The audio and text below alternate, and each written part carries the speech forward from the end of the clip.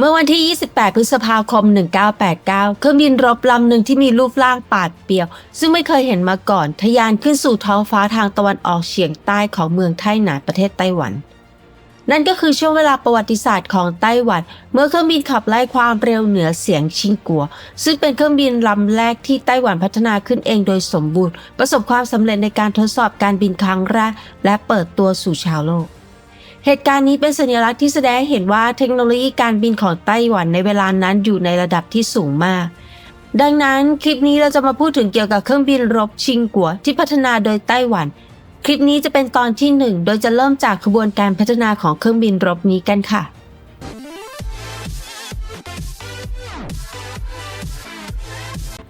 สวัสดีค่ะนี่คือช่องทุกเรื่องในโลกใบนี้ในปี 1949 เมื่อพรรคคอมมิวนิสต์ของเหมาเจ๋อตุงชนะในสงครามกลางเมืองจีนพรรคก๊กมินตั๋นของเจียงไคเชกก็ต้องถูกขับไล่ออกจากแผ่นดินใหญ่ไปเกาะไต้หวันนายพลหวงเว่ยแห่งพรรคก๊กมินตั๋นเคยกล่าวไว้ว่าเมื่อได้รับพระคุณแล้วต้องตอบแทนคืนแต่เรื่องราวในโลกไม่ได้เป็นไปตามที่หวังเสมออย่างน้อยที่สุดก็ไม่ควรทรยศต่อพระคุณนั้นนั่นก็คือหลักพื้นฐานของความเป็นมนุษย์ตั้งแต่อดีตการบัณฑิตไม่มอบพระคุณให้ใครโดยง่ายและไม่รับพระคุณจากผู้อื่นโดยง่ายเช่นกันเพราะเขาตระหนักถึงความสำคัญของมันต่อมาเขาชี้ให้เห็นว่าสาเหตุสำคัญที่ทำให้พรรคก๊กมินตั๋นต้องพ่ายแพ้ต่อพรรคคอมมิวนิสต์ของเหมาเจ๋อตุงทั้งที่ก๊กมินตั๋นอยู่ในสถานการณ์ได้เปรียบจากการสนับสนุนของสหรัฐนั่นก็คือการทุจริตและคอร์รัปชันและในวันที่ 12 มกราคม 1950 ที่สโมสรสื่อมวลชนแห่งชาติในวอชิงตันรัฐมนตรีว่าการกระทรวงการต่างประเทศสหรัฐดีนแอตชิสันได้ประกาศแนวป้องกันแอตชิสันไลน์ซึ่งโดยระบุว่าแนวป้องกันของสหรัฐในภูมิภาคแปซิฟิกนั้นเชื่อมโยงกันเป็นเส้นผ่านหมู่เกาะอาลูเซียนประเทศญี่ปุ่นโอกินาวาและฟิลิปปินส์พร้อมทั้งประกาศว่าพื้นที่ที่อยู่นอกแนวนี้จะไม่ได้รับการรับประกันความคุ้มครองจากการโจมตีทางทหารของมหาอำนาจต่างชาติสิ่งนี้ถูกตีความว่าเป็นบัตรเชิญให้จีนบุกไต้หวันและคาดการว่าจะเกิดสงครามในไต้หวันในไม่ช้าแต่กลับกลายเป็นว่าในวันที่ 25 มิถุนายน 1950 เกาหลีเหนือได้บุกเกาหลีใต้จนเกิดเป็นสงครามเกาหลีนายพลแมคอาร์เธอร์ของสหรัฐได้กล่าวในที่ประชุมเสนาธิการว่าไต้หวันคือเรือบรรทุกเครื่องบินที่ไม่มีวันจมและหากจีนยึดครองไต้หวันได้แนวป้องกันในแปซิฟิกของสหรัฐจะพังทลายซึ่งเป็นการกล่าวถึงความสำคัญของไต้หวันเมื่อมีการประเมินว่าหากไต้หวันและเกาหลีตกเป็นคอมมิวนิสต์ประเทศหลักในแนวป้องกันอย่างญี่ปุ่นและฟิลิปปินส์ก็ตกอยู่ในอันตรายสหรัฐจึงได้จัดตั้งกองกำลังสหประชาชาติส่งไปเกาหลีพร้อมกับส่งกองเรือบรรทุกเครื่องบินไปยังพื้นที่ไต้หวันเพื่อสกัดกั้นการรุกรานไต้หวันจากจีนนอกจากนี้สหรัฐยังได้มอบเครื่องบินรบรุ่นใหม่ล่าสุดอย่าง F-86 เพื่อเสริมกองกำลังทางอากาศและทางทะเลของไต้หวันโดยในระหว่างปี 1954 ถึงมิถุนายน 1956 ไต้หวันได้รับเครื่องบิน F-86 จากสหรัฐมากถึง 330 ลำ ซึ่งเครื่องบินเหล่านี้ได้มีบทบาทสำคัญในภายหลัง จากแผนที่จะเห็นได้ว่าเกาะจินเหมินอยู่ใกล้กับแผ่นดินใหญ่ของจีนมาก โดยห่างจากเมืองเซียนเหมินเพียงแค่ 4 กิโลเมตร ซึ่งอยู่ในระยะยิงของปืนใหญ่ชายฝั่งและปืนใหญ่สนาม ปัจจุบันสามารถโจมตีด้วยปืนใหญ่รถถังหรือขีปนาวุธต่อต้านรถถังได้หลังจากสงครามเกาหลีสิ้นสุดลงจีนได้ตระหนักถึงความไม่เพียงพอของกำลังทางอากาศจากประสบการณ์ในสงครามเกาหลีจึงได้ผลิตเครื่องบินรบรุ่นใหม่ MiG-17 ภายใต้ใบอนุญาตจากโซเวียตเป็น J5 และได้ประจำการในพื้นที่ต่างๆอย่างมากมายในช่วงระหว่างปี 1956 ถึง 1957นอกจากนี้ยังสร้างทางรถไฟสนามบินแนวปืนใหญ่ชายฝั่งในพื้นที่ชายฝั่งตะวันออกเฉียงใต้รวมถึงเสริมกำลังกองเรือของกองทัพเรือเพื่อเพิ่มความพร้อมสำหรับการทำสงครามกับไต้หวันและเมื่อเกิดการปฏิวัติในอิรักในเดือนกรกฎาคม 1958 ทำให้รัฐบาลที่สนับสนุนสหรัฐล่มสลายสหรัฐและอังกฤษได้ส่งกำลังทหารไปยังตะวันออกกลางอย่างเร่งด่วนทำให้ความสนใจของโลกทางตะวันตกมุ่งไปที่ตะวันออกกลางจีนจึงมองเห็นว่านี่เป็นโอกาสในการรุกรานไต้หวันจึงได้รวบรวมกองกำลังจำนวนมากไปยังบริเวณใกล้เกาะจินเหมินและจัดการฝึกทหารขนาดใหญ่ในบริเวณนั้นด้วยเหตุนี้รัฐบาลไต้หวันได้ประเมินว่าการโจมตีจากจีนกำลังใกล้เข้ามาจึงได้ออกคำสั่งให้เตรียมพร้อมรบในเขตจินเหมินมาจูในวันที่ 15 สิงหาคม 1958 และเตรียมการส่งกำลังเสริมไปยังเกาะจินเหมิน เมื่อเวลา 18 นาฬิกาของวันที่ 23 สิงหาคม 1958 กองทัพจีนได้เริ่มการยิงปืนใหญ่จำนวนมากไปยังหมู่เกาะจินเหมินและหมู่เกาะมาจูการยิงต่อสู้กันระหว่างทั้งสองฝ่ายรุนแรงมากโดยจนถึงเวลา 20 นาฬิกาจีนได้ใช้กระสุนปืนใหญ่ไปประมาณ 40,000 นัดและในวันเดียวกันนั้นได้ใช้กระสุนไปมากถึง 57,000 นัดส่วนไต้หวันได้ตอบโต้ด้วยการยิงกระสุนปืนใหญ่ประมาณ 12,000 นัดไปยังฝั่งจีนทำให้การยิงต่อสู้ระหว่างทั้งสองฝ่ายทวีความรุนแรงมากขึ้นในการนี้แม้ว่าสหรัฐจะไม่ได้เข้าร่วมการต่อสู้โดยตรงแต่ได้ส่งกองเรือที่ 7 ซึ่งรวมถึงเรือบรรทุกเครื่องบินชั้น Essex และเครื่องบินรบรุ่นล่าสุดในเวลานั้นก็คือ F-104A Starfighter เพื่อป้องกันไม่ให้กองทัพจีนทำการยกพลขึ้นบกที่แผ่นดินใหญ่ของไต้หวันแต่มีปัญหาอยู่อย่างหนึ่งปัญหานั้นก็คือจีนได้ระดมเครื่องบิน MiG-15 และ MiG-17 มากกว่า 100 ลำเพื่อควบคุมน่านฟ้าเหนือเกาะจินเหมินทำให้เรือส่งเสบียงของกองทัพไต้หวันไม่สามารถเข้าใกล้เกาะได้ด้วยเหตุนี้สหรัฐจึงตัดสินใจส่งมอบขีปนาวุธนำวิถีด้วยความร้อนพิสัยใกล้แบบอากาศสู่อากาศไซเวนเดอร์รุ่น B ซึ่งเป็นอาวุธใหม่ล่าสุดที่เพิ่งถูกติดตั้งเพียงแค่ 1 ปีให้กับไต้หวันเครื่องบิน F-86 และเครื่องบิน MiG ที่เคยปะทะกันในสงครามเกาหลีได้กลับมาเผชิญหน้ากันอย่างดุเดือดอีกครั้งในน่านฟ้าเหนือไต้หวันในปี 1958 ซึ่งเป็นเวลา 5 ปีหลังจากการสิ้นสุดของสงครามเกาหลีในขณะนั้นกองทัพอากาศจีนได้ครอบครองเครื่องบิน MiG-17 รุ่นใหม่ล่าสุดโดยเครื่องบิน MiG มีความสามารถในการบินที่ระดับความสูงมากกว่า F-86 ในสงครามเกาหลีเครื่องบิน MiG มักใช้ยุทธวิธีการโจมตีโดยการดิ่นลงจากระดับความสูงเพื่อโจมตีเครื่องบิน F-86สหรัฐได้ส่งนักบินไปยังไต้หวันเพื่อฝึกอบรมนักบินไต้หวันเกี่ยวกับวิธีการใช้ขีปนาวุธไซเวนเดอร์รุ่น B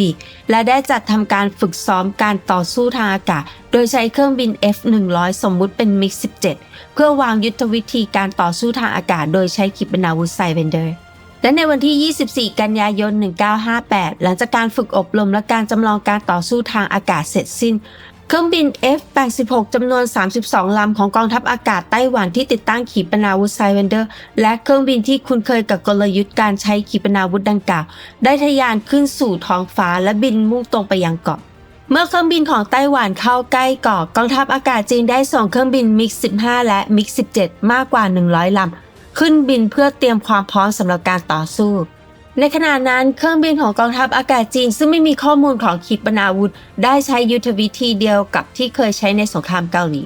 เครื่องบิน MiG ของจีนซึ่งลอยอยู่ที่ระดับความสูงเพื่อหาโอกาสโจมตีด้วยการดิ่งลงมาได้รอให้เครื่องบิน F-86 เข้ามาใกล้